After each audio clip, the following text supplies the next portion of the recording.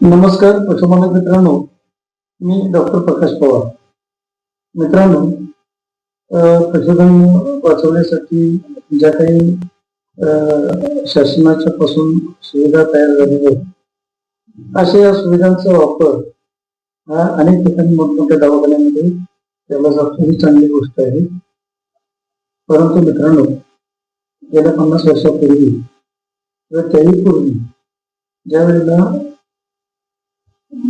माणसाच्या किंवा जनावरांच्या बाबत कोणत्याही प्रकारची अशी सुविधा नव्हती, त्या काळामध्ये कशा प्रकारचं निदान केलं जात असेल आणि कशा पद्धतीनं ती माणसं बरी होत असतील किंवा जनावर बरी होत असतील याची कल्पना करा.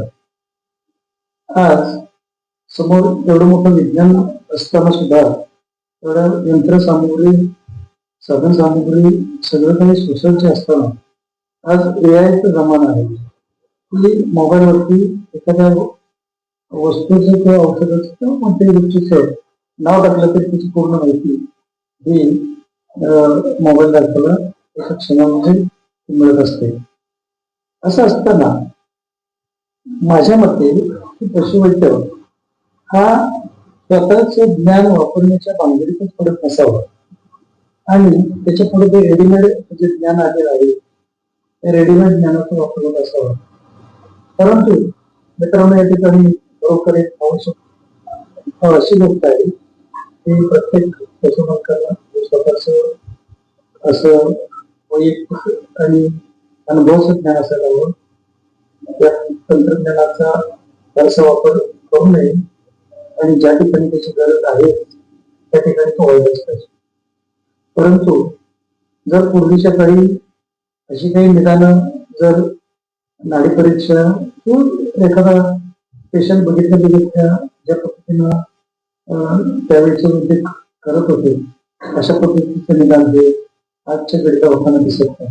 तर पशुपालक मित्रांनो, तुम्ही कोणत्याही पशुवैद्यकांना आग्रह करा की मला एक्सरे काढायला पाठवू नका. जर पाठवायचं असेल तर ते का, एक्सरे पासून निष्पन्न काय होणार, त्याच्या निदानातून तुम्ही काही करू शकता.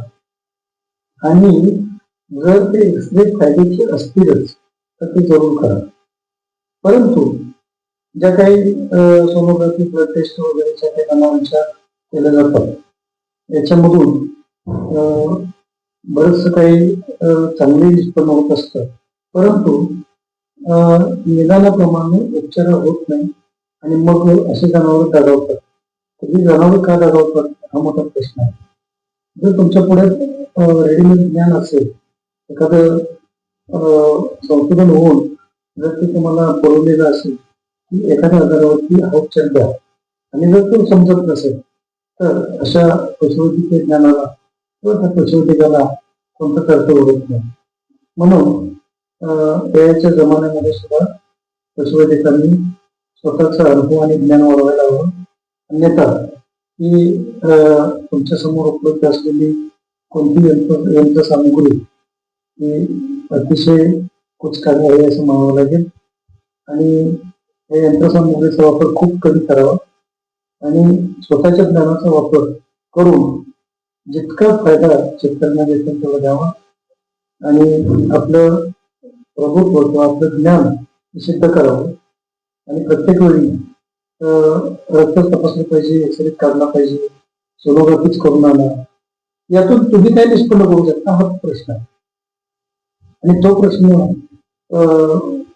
विस्तारित होऊ नये, तर तो वाढू नये यासाठी तुमच्या ज्ञानाचा वापर व्हायला हवा. आणि पशुवैद्यकांच्या मध्ये हे जागृती होऊन त्यांनी स्वतःचं ज्ञान वाढवून त्याप्रमाणे पशुवैद्यकीय उपचार करायला हवेत असं मला तरी वाटतं. आणि अनुभव हा श्रेष्ठ गुरु आहे. तुमचं ज्ञान आणि अनुभव या दोन गोष्टीचा वापर करा आणि पशुधन वाचवा. मी या ठिकाणी करतो. धन्यवाद.